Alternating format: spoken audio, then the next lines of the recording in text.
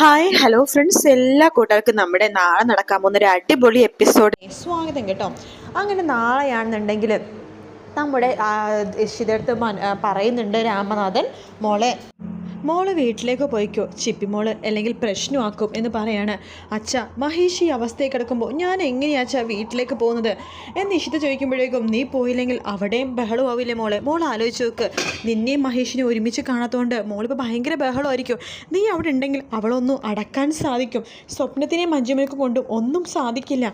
അതുകൊണ്ട് അച്ഛൻ പറയണത്, മോൾക്ക് വിഷമമാണെന്ന് എനിക്കറിയാം, പക്ഷെ മോള് പോയേ പറ്റും മോള്. അല്ലാന്നുണ്ടെങ്കിൽ ഇനി ചിപ്പിനെയും കൂടി വല്ലാത്തൊരവസ്ഥയിൽ നമ്മൾ കാണേണ്ടി വരും. അതും കൂടി താങ്ങാനുള്ള ശേഷി നമുക്കില്ലല്ലോ മോള് പോയിട്ട് വാ. എന്തായാലും മഹേഷിൻ്റെ ഓപ്പറേഷൻ കഴിഞ്ഞല്ലേ ഉള്ളൂ. ഡോക്ടേഴ്സ് എന്തായാലും പറയാൻ വേണ്ടി കുറച്ച് താമസം എടുക്കുമായിരിക്കും. ഞാൻ എന്തായാലും ഇവിടെ നിന്നോളാം. എന്തെങ്കിലും വിശേഷം ഉണ്ടെങ്കിൽ ഞാൻ മോളെ വിളിച്ച് പറയാം എന്ന് പറഞ്ഞു. അച്ഛാ, എനിക്ക് പറ്റില്ല അച്ഛാ പോവാനായിട്ട് എന്ന് ഇഷിത പറയുമ്പോഴേക്കും രാമനാഥൻ നിർബന്ധിക്കുകയാണ്. മോള് പോയിട്ട് വാ, അച്ഛൻ വിളിക്കാം എന്നൊക്കെ പറഞ്ഞിട്ട് ഇഷിതനെ പറഞ്ഞയക്കാട്ടോ. അങ്ങനെ ഇഷിത വളരെ നെഞ്ച് തകർന്നുകൊണ്ട് അവിടെ നിന്ന് അങ്ങ് പോകുവാണ്. നേരെ പോണത് വീട്ടിലേക്കാണ്. ഇഷിത എത്തുമ്പോൾ തന്നെ വേഗം തന്നെ സ്വപ്നവേലി ഇഷിതയുടെ അടുത്തേക്ക് വരുന്നുണ്ട്. മോളെ, എങ്ങനെയുണ്ട് മഹേഷിന്? ഡോക്ടർമാരെന്തെങ്കിലും പറഞ്ഞോ? ഇല്ല അമ്മേ, ഒന്നും പറഞ്ഞില്ല, ഇതുവരെ ഒന്നും പറഞ്ഞിട്ടില്ല എന്ന് പറയാണ്. ഈശ്വര, എൻ്റെ മോനെ തിരിച്ചു കിട്ടില്ലേ മോളെ എന്നൊക്കെ ഇഷിത ചോദിക്കുമ്പോൾ ഇഷിത അതിനൊന്നും മറുപടി പറയുന്നില്ല കേട്ടോ. അപ്പോൾ സ്വപ്നവേലി പറയുന്നുണ്ട്, മോളെ നീ എന്താ മറുപടി ഒന്നും പറയാത്തത് എന്ന് ചോദിക്കുകയാണ്. അമ്മ, ഞാൻ എന്ത് പറയാനാണ്, മഹേഷിൻ്റെ നില അതീവ ഗുരുതരമാണ് എന്ന് പറയുന്നുണ്ട്. ഈശ്വര, എന്തൊരു അവസ്ഥയായത് എന്നിങ്ങനെ പറഞ്ഞിട്ട് പൊട്ടിക്കരഞ്ഞുകൊണ്ടിരിക്കുകയാണ് നമ്മുടെ സ്വപ്നവേലി. അപ്പോൾ മഞ്ജുമ പറയുന്നുണ്ട്, ഇഷിതേ, നീ ഇവിടെ സംസാരിച്ചിരിക്കാതെ ചിപ്പിയുടെ റൂമിലേക്കൊന്ന് പോ. അവൾ ആകെ വല്ലാത്തൊരവസ്ഥയിലാണ്, കൈയും കാലൊക്കെ വിറപ്പിച്ച് കരഞ്ഞുകൊണ്ടിരിക്കുകയാണ്. നിന്നെ കണ്ട അവൾക്ക് സമാധാനം കിട്ടും. പിന്നെ മഹേഷ് എവിടെയും ചോദിച്ചാൽ നമുക്ക് ഉത്തരവില്ല എന്ന് പറയാണ്. അത് സാറില്ല ചേച്ചി, ഞാൻ എന്തെങ്കിലുമൊക്കെ പറഞ്ഞ് സമാധാനിപ്പിച്ചോളാം അവളെ എന്ന് പറയാണ്. ശേഷം ഇഷിത റൂമിലേക്ക് എത്തുമ്പോഴേക്കും നമ്മുടെ ചിപ്പിയാണെങ്കിൽ ആകെ കരഞ്ഞ് കയ്യും കാലൊക്കെ ഇങ്ങനെ വിറക്കാം കേട്ടോ. അപ്പോൾ ഇഷിത മോളെ എന്ന് പറഞ്ഞിട്ട് കെട്ടിപ്പിടിക്കുന്നുണ്ട്. അമ്മ വന്നോ? അമ്മ, എന്താ അമ്മ ഡാഡി വരാത്തത്? ഡാഡിക്ക് എന്താ സംഭവിച്ചത് എന്ന് ചോദിക്കുകയാണ് ചിപ്പി. ആ സമയത്ത് ഇഷിത പറയുന്നുണ്ട്, ഡാഡിക്ക് എന്ത് സംഭവിക്കാൻ? ഡാഡിക്കൊന്നും സംഭവിച്ചില്ല മോളെ എന്ന് പറയുമ്പോഴേക്കും, ഇല്ല, എൻ്റെ ഡാഡിക്ക് എന്തോ സംഭവിച്ചു, എനിക്ക് മനസ്സിലായി. എല്ലാവരും കൂടി എൻ്റെ അടുത്ത് പറയാത്തതല്ലേ, എന്നോട് പറയാമ്മേ, ഡാഡിക്ക് എന്താ സംഭവിച്ചെന്ന് ഒന്ന് പറയാമ്മേ. ഡാഡിക്ക് എന്താ സംഭവിച്ചത്? മോളെ, സത്യം കേട്ടോ, ഡാഡിക്കൊന്നും സംഭവിച്ചില്ല. ഡാഡി തിരിച്ചു വരും, ഉടനെ തിരിച്ചു വരും. മോള് പ്രാർത്ഥിക്കണം, ഡാഡിക്ക് ഒരു ആപത്തും ഇല്ലാണ്ട് തിരിച്ചു വരാൻ വേണ്ടി മോള് പ്രാർത്ഥിക്കണം. എന്താ അമ്മ ഇങ്ങനെയൊക്കെ പറയണത്? ഡാഡിക്കപ്പോൾ എന്തോ പ്രശ്നമുണ്ടല്ലേ? ഉണ്ടോയെന്ന് ചോദിച്ചാൽ ചെറിയൊരു പ്രശ്നമുണ്ട് മോളെ, അതെന്താണെന്നൊന്നും മോൾ അറിയണ്ട. ഡാഡി തിരിച്ചു വരണമെന്ന് മാത്രം ദൈവത്തോട് മോൾ പ്രാർത്ഥിച്ചാൽ മതി എന്ന് പറയാണ്. ശേഷം ഇഷിത ചിപ്പിനെ കെട്ടിപ്പിടിച്ച് എങ്ങനെ കിടത്തി ഉറക്കുക കേട്ടോ. അതേസമയം ആദ്യക്കാണെങ്കിൽ ഉറങ്ങാൻ പറ്റുന്നില്ല. എന്തൊക്കെയോ വല്ലാത്ത വിഷമവും ബുദ്ധിമുട്ടൊക്കെ പോലെ തോന്നുകയാണ്. ചിപ്പീനെ ഒന്ന് വിളിച്ചാലോ എന്ന് വിചാരിക്കുക ആദ്യം. പക്ഷെ ഇവിടെ നിന്ന് വിളിച്ചാൽ ശരിയാവില്ല, ആകാശങ്ങൾ എങ്ങാനും ഉണ്ടാവും. അതുകൊണ്ട് പുറത്ത് പോയി വിളിക്കാൻ വേണ്ടി തീരുമാനിച്ച ആദ്യം മൊബൈലായിട്ട് പുറത്തേക്ക് പോകുക കേട്ടോ. ആ സമയത്ത് ആദ്യയുടെ തൊട്ടു പിന്നാലെ തന്നെ നമ്മുടെ ആകാശം പോകുന്നുണ്ട്. ശേഷം ചിപ്പീനെ കോൾ ചെയ്യാൻ തുടങ്ങുമ്പോൾ തന്നെ ആ ഫോൺ തട്ടിപ്പറിച്ച് വാങ്ങിക്കുകയാണ് ആകാശങ്ങളി എന്താ ചെയ്യുന്നത്? എൻ്റെ ഫോൺ എനിക്ക് തന്നേ എന്ന് പറയുമ്പോഴേക്കും തൊട്ട് പിന്നാലെ രജനിയും വരുന്നുണ്ട്. ആകാശിന് എന്തിനാ അവൻ്റെ ഫോൺ? ആ ഫോൺ അവനെ കൊടുക്ക് എന്ന് പറയാണ്. അല്ല, നിൻ്റെ മോൻ രാത്രി ആരെ വിളിക്കണേന്ന് ഒന്ന് അറിയണ്ടേ എന്ന് പറയുമ്പോൾ, അവൻ ആരെ വിളിക്കാനാ? ചിപ്പീനെയോ അല്ലെങ്കിൽ ഇഷിതേനെയോ ആരെങ്കിലും വിളിക്കാനായിരിക്കും. എന്തായാലും അവൻ്റെ ഫോൺ അവനെ കൊടുക്കുക ആകാശ് എന്ന് പറയാണ്. ഞാൻ നോക്കട്ടേടി ആരെ വിളിക്കണമെന്ന്. ഓ, ഇവൻ്റെ തന്തപ്പടി മരിച്ചോന്ന് അറിയാനായിട്ടായിരിക്കും. നിങ്ങൾ എന്തൊക്കെയാണ് പറയണത് എന്ന് ആദ്യം ചോദിക്കുമ്പോഴേക്കും, ഓഹോ, അപ്പം നീ സത്യങ്ങളൊന്നും അറിഞ്ഞില്ലേ? എന്താ രചന, നീ സത്യങ്ങളൊന്നും നിന്റെ മോനോട് പറഞ്ഞില്ലേ? ആകാശ് പ്ലീസ്, എന്താ അമ്മേ, എന്തയാൾ പറയണത് എന്ന് പറയുമ്പോഴേക്കും നമ്മുടെ ആകാശ് പറയണ്ട്, അത് വേറൊന്നുമല്ല, നിൻ്റെ ഡാഡി ഉണ്ടല്ലോ മഹേഷ് ചന്ദ്രൻ, വലിയ ബിസിനസ്സുകാരൻ മഹേഷ് ചന്ദ്രൻ, അവനൊരു അപകടം പറ്റി, അവനിപ്പോൾ ഹോസ്പിറ്റലാണ്.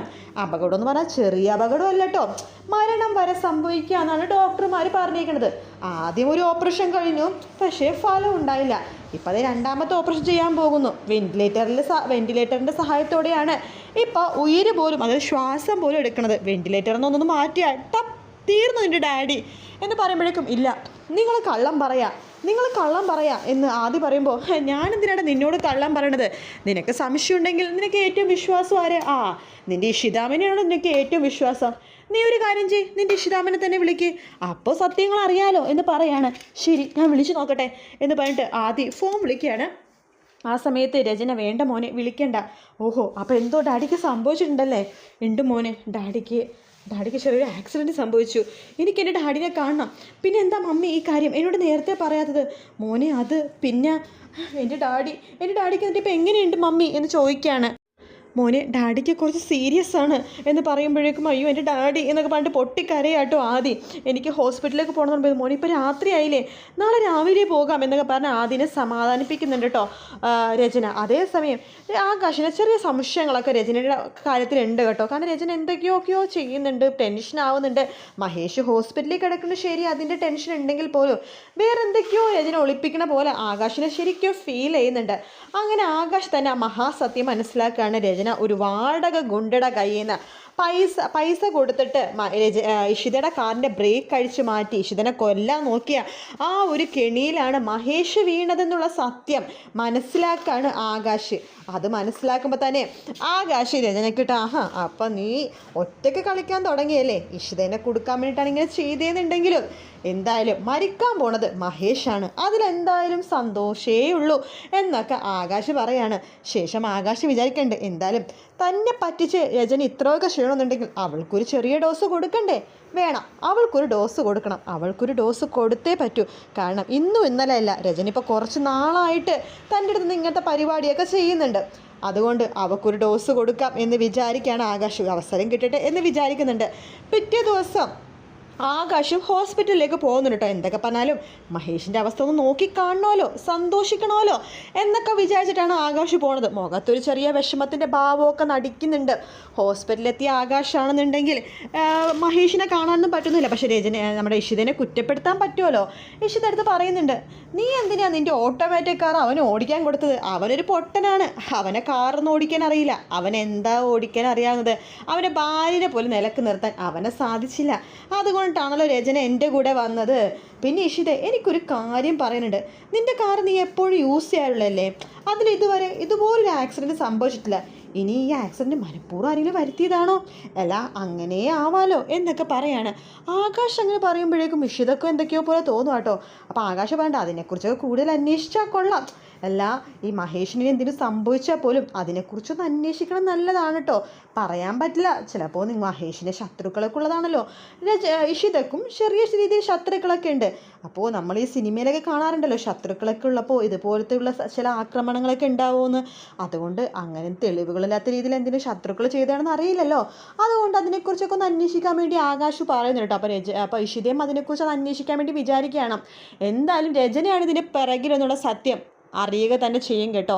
കാത്തിരുന്ന് കാണാം ഫ്രണ്ട്സ്. വീഡിയോ ഇഷ്ടപ്പെട്ടാൽ ലൈക്ക് ചെയ്യാനും സബ്സ്ക്രൈബ് ചെയ്യാനും കമൻറ്റ് ചെയ്യാനും മറക്കല്ലേ. മറ്റൊരു വീഡിയോ കാണാം. Bye bye.